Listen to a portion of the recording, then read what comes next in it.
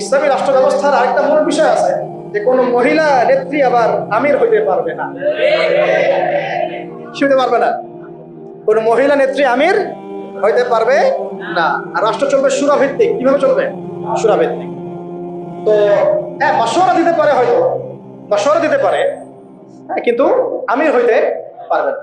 নবী সাল্লাল্লাহু আলাইহি ওয়াসাল্লাম তার স্ত্রীদের মাশওয়ারা নিয়েছেন, কিন্তু আমির হতে পারবে না। এটা তো আমাদের এখন এক্স এবং ওয়াই উভয় দলেরই তো আমির হচ্ছে নারী নেতৃত্বে, তাই না? নারী ছাড়া আর কিছুই খুঁজে পাই না আমরা, ঠিক আছে?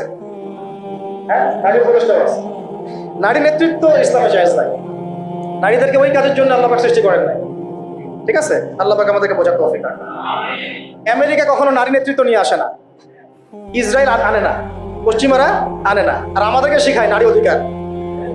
ওরা আমাদেরকে শেখায় নারী অধিকার। আচ্ছা, শেষ কথা হচ্ছে ভাই, লাস্ট পয়েন্ট, এটা হচ্ছে লাস্ট পয়েন্ট। এখন এই যে এত আলোচনা করলাম, এখন এই গন্তব্যে যেতে হলে আমাদের কিছু করণীয় আছে কিনা? আচ্ছা, এখন এখানে কয়েকটা পয়েন্ট লিখেছিলাম। এখন আমরা তো বুঝলাম এর এহমিয়ত কি, গুরুত্ব কি, না থাকার কুফল কি। আমরা চাই যে আমরা ইসলামী রাষ্ট্রের দিকে চাই কি না?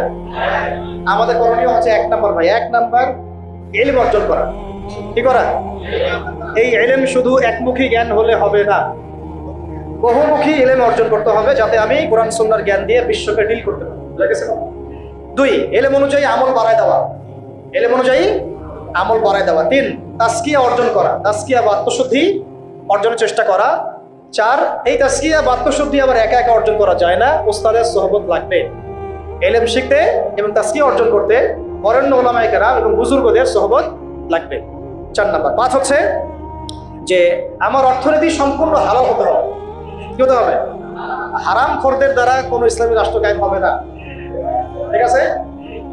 ইলম মানুষ দিয়ে ইসলামী রাষ্ট্র কায়েম হবে না। তাজকিয়া যাদের মধ্যে নাই তাদেরকে দিয়ে হবে না। যাদের উপরে মুরব্বীদের দোয়া এবং সোহবত নাই তাদেরকে দিয়েও হবে না, ঠিক আছে? আল্লাহ বোঝার তৌফিক দান করেন।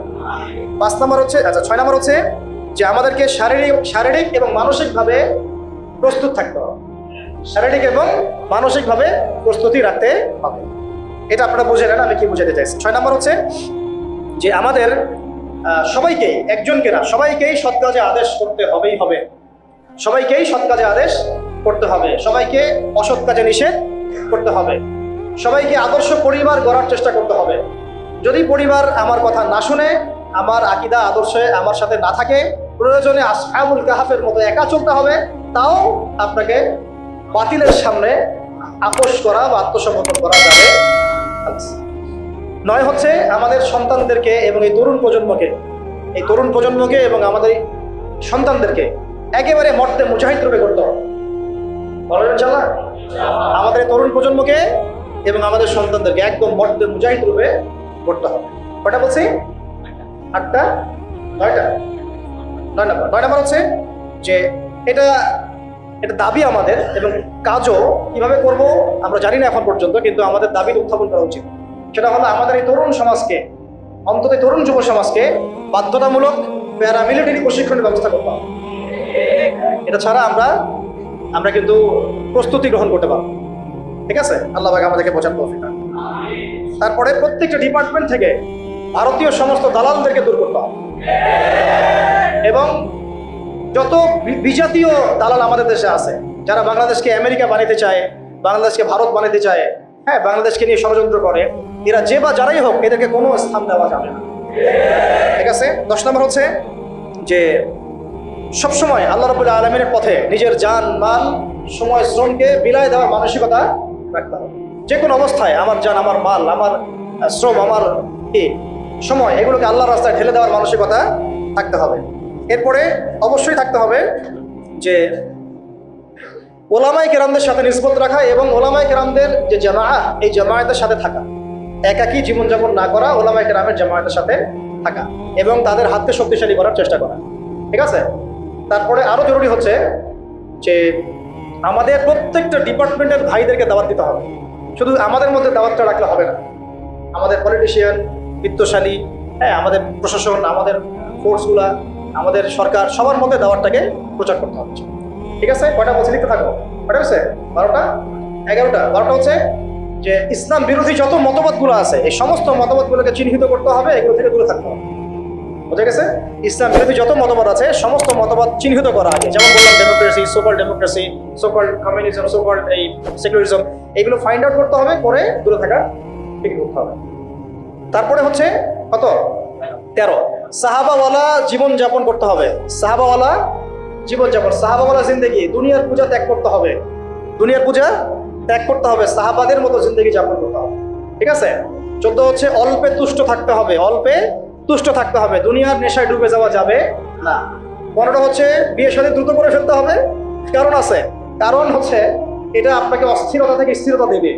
ঠিক আছে? স্থির থাকলে আপনি অনেক কাজ করতে পারবেন, অস্থির থাকলে কোনো কাজ করতে পারবেন না। 16 নম্বর সন্তানদের কথা বলেছি, মানুষ করার কথা, হ্যাঁ এটা তো বলেছি। আচ্ছা 16 নম্বর হচ্ছে যে আমাদের মধ্যে আর কোনো বিভাজন তৈরি করা যাবে না, বরং আমাদের মধ্যে ইখতিলাফি বিষয়গুলোকে বাদ দিয়ে সবাই মিলে একটা ঐক্যবদ্ধ শক্তি গঠন করার চেষ্টা করতে হবে।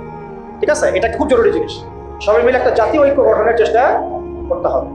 তারপরে 17 হচ্ছে খুব জরুরি একটা পয়েন্ট, নবী সাল্লাল্লাহু আলাইহি ওয়াসাল্লামের সিরাতুন নবী সাল্লাল্লাহু আলাইহি ওয়াসাল্লামকে বাধ্যতামূলকভাবে শিখতে হবে। সিরাতের আদলেই তো আপনাকে রাষ্ট্র গঠন করতে হবে। এর পাশাপাশি হচ্ছে যে আমাদের যে প্রতিভাগুলো আল্লাহ পাক আমাদেরকে দিয়েছেন, এই প্রতিভাগুলোকে কাজে লাগায় প্রত্যেকটা জেলায় জেলায়, থানায় থানায়, ইউনিয়নে, এলাকায়, মহল্লায় একটা সাংগঠনিক রূপ আমাদেরকে দিতে হবে। যেতে পারছি? এবং এটাকে একটা চেইন অফ কমান্ডের আন্ডার নিয়ে আসতে হবে, যাতে করে আমরা একটা ঐক্যবদ্ধ জাতীয় শক্তি হতে পারি। আল্লাহ পাক আমাদেরকে পর্যন্ত অপেক্ষা। আর 19 হচ্ছে সামনের দিনগুলোর দিকে ভালো করে দৃষ্টি রাখা, খুব বিচক্ষণতার সাথে সামনে কি হচ্ছে এটার একটা মানে খুব ক্লোজ একটা আইস আমাদের সবাই রাখতে হবে। মানে একটা বুঝাতে যাচ্ছি যে খুব দূরদর্শিতা সম্পন্ন একটা দৃষ্টি আমাদের রাখতে হবে সামনের দিনগুলো কেমন হচ্ছে, কি হচ্ছে, এবং যখন যেভাবে পদক্ষেপ নেওয়া প্রয়োজন ওলামায়ে কেরামের সাথে মাশওয়ারা করে সেইভাবে পদক্ষেপ নিতে হবে। 20 নম্বর হচ্ছে কোনো অবস্থাতেই এই জালেম, ফাসেক, এই মোরতাদ, এই মানে ভারতীয় দালালদেরকে কোনো অবস্থাতেই আবার সুযোগ সৃষ্টি করতে দেওয়া যাবে না। যদি তারা সুযোগ সৃষ্টি করতে পারে তাহলে না থাকবে আপনার দেহ আর না থাকবে আপনার মনে রাখেন। সবশেষ কথা হচ্ছে যে আগামীতে যখন আমাদের ইসলামী রাষ্ট্র গঠনের কোনো সুযোগ আসবে বা কোনো অকেশন আসবে বা কোনো আমাদের অকারেন্স তৈরি হবে, তখন যেন আমরা পিছুপা না হই, বরং ওলামায়ে কেরামদের সাথে থেকে ঐক্যবদ্ধ থেকে আমরা সাহসিকতার পরিচয় দিয়ে ইসলামকে মসজিদ থেকে নিয়ে পার্লামেন্ট পর্যন্ত নিয়ে যেতে পারি। তারপরে আর অনেক কাজ থাকবে, ওই কাজগুলো নিয়ে আমরা পরে কথা বলবো। আগে আপাতত আমরা মদিনা রাষ্ট্রের আদলে এই রাষ্ট্রটাকে আগে কায়েম করার চেষ্টা করি। এরপর রাষ্ট্র যদি আমরা পেয়ে যাই তখন আমরা কি করব, কিভাবে চলবো, আমাদের পলিসিগুলো কেমন হবে, সেটা নিয়ে আমরা আস্তে আস্তে পরে কথা বলবো।